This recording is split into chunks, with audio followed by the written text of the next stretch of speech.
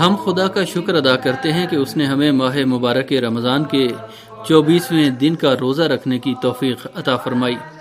خدا تعالی سے دعا کرتے ہیں کہ ہمیں ہر اس عمل کی توفیق دے جو اس کی خوشنودی اور رضا کا باعث ہو، اور ہر اس چیز سے پناہ لیتے ہیں جو خدا کی ناخوشنودی کا سبب بنے۔ اسی طرح ہم خدا کی اطاعت کی توفیق اور اس کی نافرمانی سے بچنے کی دعا کرتے ہیں۔ سامعین، ماہ مبارک رمضان کے خوبصورت ترین لمحات میں وعظ و نصیحت کی مجالس میں شرکت کا نام لیا جا سکتا ہے۔ قرآن مجید جو خود وعظ و نصیحت کی کتاب ہے اور انسان کی باطنی بیماریوں کے لیے شفا بخش اور اخلاقی فضائل کے حصول کی راہ میں رہنمائی کی خاطر نازل ہوئی ہے، انسانی روح کی تربیت کا ایک مؤثر ذریعہ وعظ و نصیحت کو سمجھتا ہے اور متعدد آیات میں اس کی تاکید کی گئی ہے۔ قرآن مجید کی نگاہ میں انسان کو عمر بھر وعظ و نصیحت کی ضرورت رہتی ہے، اور اس سلسلے میں نوجوان اور بوڑھے کے درمیان کوئی فرق نہیں پایا جاتا ہے۔ پند و نصیحت کے سلسلے میں منعقد کی جانے والی نشستیں انسان کے روحانی حالات میں تبدیلی پیدا کرنے کا بہترین ذریعہ شمار ہوتی ہیں۔ خداوند عالم سورہ زاریات کی آیت 55 میں حضور اکرم صلی اللہ علیہ وآلہ وسلم کو مخاطب کرتے ہوئے فرماتا ہے، نصیحت کرتے رہیں اور یقیناً نصیحت مومنین کے لیے فائدہ مند رہے گی۔ آپ عملی طور پر لوگوں کی ہدایت کے لیے اسی روش سے کام لیتے اور مسلمانوں کو بھی اس پر عمل پیرا ہونے کی تلقین فرماتے تھے۔ چنانچہ آپ نے فرمایا، آگاہ رہو کہ علماء کی مجالس جنت کے باغوں میں سے ایک باغ ہے، ان کو غنیمت سمجھو، کیونکہ ان مجالس پر رحمت اور مغفرت بارش کی طرح برستی ہیں۔ گناہگار ان کے سامنے بیٹھتے ہیں اور گناہوں سے معاف ہو کر اٹھتے ہیں، اور جب تک وہ ان کے نزدیک بیٹھے ہوئے ہیں فرشتے ان کے لیے مغفرت کی دعا کرتے ہیں، اور خدا بھی ان کی طرف دیکھتا ہے اور عالم و طالب علم اور ان کو دیکھنے والوں اور چاہنے والوں کی مغفرت کرتا ہے۔ ماہ مبارک رمضان کے دوران مذہبی مجالس میں شرکت، اسلامی معارف سے روشناس ہونے، نیز معصومین علیہم السلام اور بزرگان دین کے وعظ و کلام کی یادآوری کے مواقع فراہم کرتی ہے، جبکہ ان مجالس میں عدم شرکت انسان کو معارف الہی اور اخلاق حسنہ سے دور کرنے کا باعث بنتی ہے۔ اس مبارک مہینے میں مختلف علاقوں میں علماء کرام کی تبلیغی سرگرمیاں لوگوں کے لیے حقیقی محمدی اسلام کے اصولوں سے آگاہی حاصل کرنے اور دینی احکام و قوانین کے بارے میں معلومات میں اضافہ کرنے کے مواقع فراہم کرتی ہیں۔ تاہم یہ مجالس سال کے دیگر ایام میں بھی ہفتہ وار پروگراموں کی صورت میں منعقد کی جانی چاہیے۔ سامعین، مسلمانوں کی مقدس کتاب قرآن مجید پند و نصیحت اور وعظ سے بھرپور ہے۔ مسلمان اس مہینے میں وعظ و نصیحت کی مجالس میں شرکت کرنے کے علاوہ روزانہ قرآن مجید کے ایک پارے کی تلاوت کرنے کی سعی کرتے ہیں۔ وہ قرآن آیات میں غور و تدبر کے ذریعے قرآنی ہدایات اور ان میں موجود وعظ و نصیحت کے مفاہیم پر عمل کرنے کا عہد کرتے ہیں۔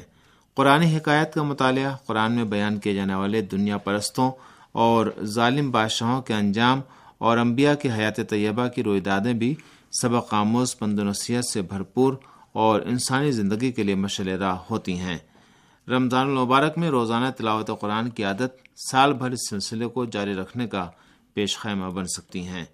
یا حی یا قیوم، یا حی یا قیوم، یا حی یا قیوم، یا حی یا قیوم۔ روزے کے اہم مقاصد میں کھانے پینے کے معاملے میں پرخوری اور اسراف سے پرہیز اور خاص غذائی انداز و نظام قائم کرنا ہے۔ حضرت امام علی علیہ السلام فرماتے ہیں، تمہیں کھانے پینے کے معاملے میں میانہ روی اختیار کرنا چاہیے، کیونکہ یہ عمل اسراف سے بچنے اور جسمانی صحت کی بہتری کا باعث ہے اور عبادت میں ممد و معاون ہے۔ کھانے پینے کے معاملے میں میانہ روی سے عبادات انجام دینے کے لیے انسان کے اندر توانائی اور قوت پیدا ہوتی ہے۔ اس کے علاوہ یہ پرخوری سے پیدا ہونے والی کاہلی، قساوت قلب اور ظلمت باطن کے حالات کو دور کرنے کا باعث ہے۔ لیکن سب سے اہم بات فکر و نظر کی پرورش اور دل کی پاکیزگی ہے۔ حضرت محمد مصطفیٰ صلی اللہ علیہ وآلہ وسلم سے روایت کی گئی ہے کہ آپ نے فرمایا، جو اپنے پیٹ کو بھوکا رکھتا ہے اس کی فکر پرورش پاتی ہے، جب پرورش کے نتیجے میں انسان کی فکر صحیح سمت کی طرف ہدایت پاتی ہے تو خدا کی شناخت اور معرفت الہی روشنی بن کر اس کے قلب کو منور کر دیتی ہے۔ سامعین، روزہ فکر و تدبر کی تربیت کے لیے بہترین موقع فراہم کرتا ہے۔ چنانچہ روزہ دار شخص اپنی زندگی کے گزشتہ اعمال و افعال کو مد نظر رکھ کر اپنے مستقبل کا لائحہ عمل طے کرنے کے لیے سوچتا ہے۔ وہ روزے کے چراغ کی روشنی میں ظلمتوں کے پردوں کو چاک کرتے ہوئے مادی زندگی کے پرخطر راستوں سے بچ نکلنے میں کامیاب ہو جاتا ہے۔ حضرت امام علی علیہ السلام فرماتے ہیں کہ پیغمبر اسلام صلی اللہ علیہ وآلہ وسلم نے سفر معراج میں خداوند عالم سے پوچھا، خدایا روزے کے اثرات کیا ہیں؟ خدا نے فرمایا، روزہ حکمت پیدا کرتا ہے اور حکمت سے معرفت و شناخت حاصل ہوتی ہے اور معرفت کے نتیجے میں علم کے بارے میں یقین حاصل ہوتا ہے، اور جب کوئی یقین حاصل کر لیتا ہے تو وہ اس فکر میں نہیں رہتا کہ کس طرح رات گزار کر صبح ہوئی ہے۔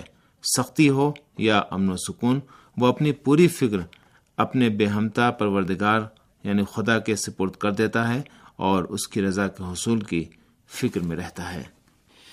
معاصر فقیہ، ماہر اخلاقیات اور عرفانی شخصیت آیت اللہ مرزا ملکی تبریزی اپنی مشہور کتاب مراقبات میں اس موضوع کی وضاحت میں کہ کیوں خدا نے اپنے مہمان یعنی روزہ دار کی خاطر تواضع کے لیے بھوک کا انتخاب کیا ہے لکھتے ہیں، ماہ مبارک رمضان میں کمخوری اور بھوک سے دل کی پاکیزگی کا بہترین موقع فراہم ہوتا ہے، کیونکہ شکم سیری مغز میں معدے کے بخار کو بڑھا دیتی اور انسان کو مانوی افکار و نظریات میں مصروف ہونے سے روک دیتی ہے، جبکہ بھوک اور کمخوری دل کی پاکیزگی اور اس کی شفافیت کا باعث بنتی ہے اور دل معرفت تک رسائی کے لیے آمادہ ہو جاتا ہے۔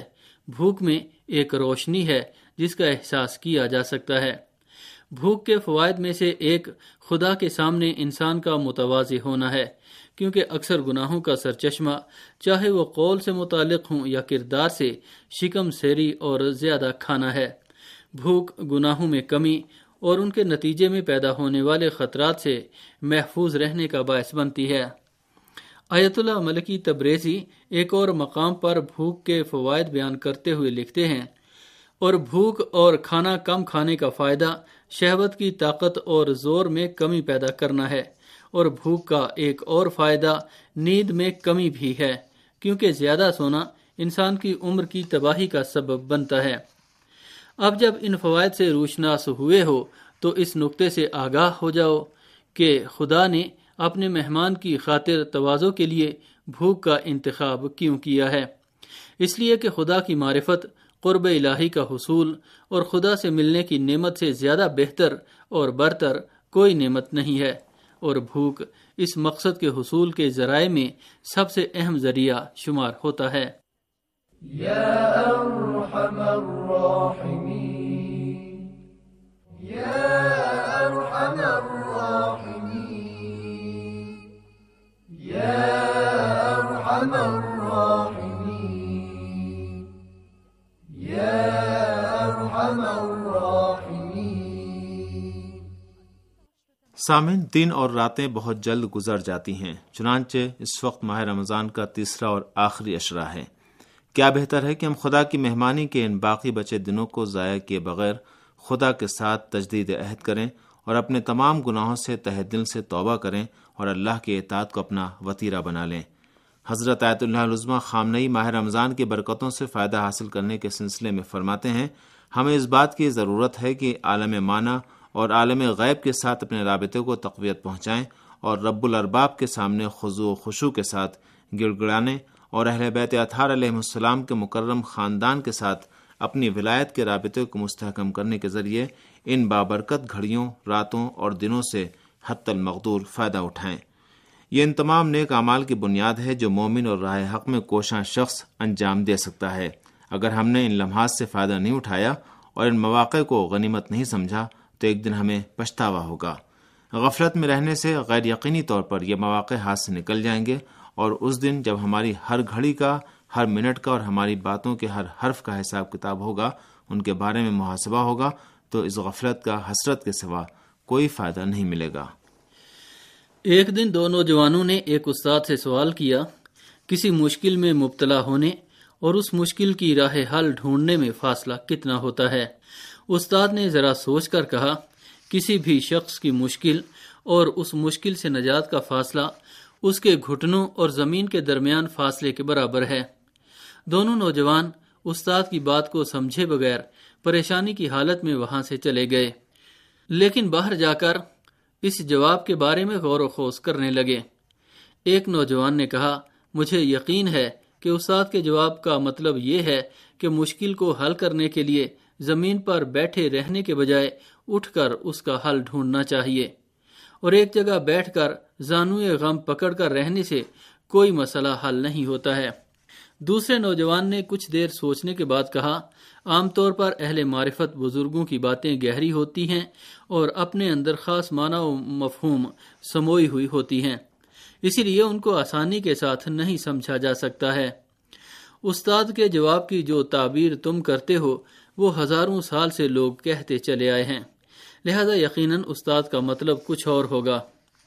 جب جواب سمجھنے میں ناکام ہوئے تو دونوں نے فیصلہ کیا کہ استاد کے پاس واپس جا کر اس سے اپنے جواب کا مطلب پوچھیں گے۔ ان دونوں کو واپس آتے دیکھ کر استاد مسکرانے لگا۔ اس نے ان دونوں کو مخاطب قرار دیتے ہوئے کہا، جب کوئی شخص کسی مشکل میں مبتلا ہو جاتا ہے تو اس کو چاہیے پہلے اپنے آپ کو صفر کے نقطے تک پہنچائے۔ صفر کا نقطہ وہ لمحہ ہے جب انسان خالق کائنات کے سامنے گھٹنے ٹیک کر اس سے مدد کی درخواست کرتا ہے۔ اس صفر کے نقطے کے بعد انسان اٹھ کر اطمینان کے ساتھ خالق کائنات کی مدد کے ذریعے کوئی عملی اقدام کر سکتا ہے۔ اس اطمینان اور توکل کے بغیر کسی بھی مشکل مسئلے کی راہ حل نہیں ڈھونڈی جا سکتی ہے۔ میں ایک بار پھر اپنی بات دہرا دیتا ہوں کہ کسی بھی شخص کی مشکل اور اس مشکل سے نجات کا فاصلہ اس کے گھٹنوں اور زمین کے درمیان فاصلے کے برابر ہے۔ اللہم صل علی محمد و آل محمد۔ بسم اللہ الرحمن الرحیم۔ اللہم انی اسألک فیہ ما یرضیک و اعوذ بک مما یؤذیک